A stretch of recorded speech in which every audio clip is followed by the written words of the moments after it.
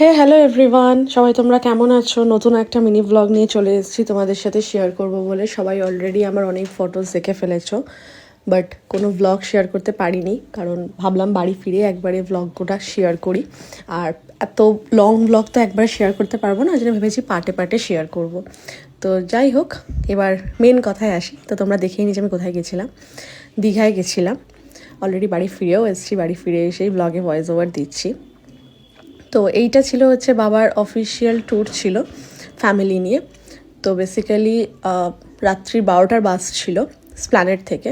তো সন্ধ্যাবেলা আমি আর মা ট্রেন ধরে চলে যাই, বাবা টালিগঞ্জের বাড়িতে ছিল।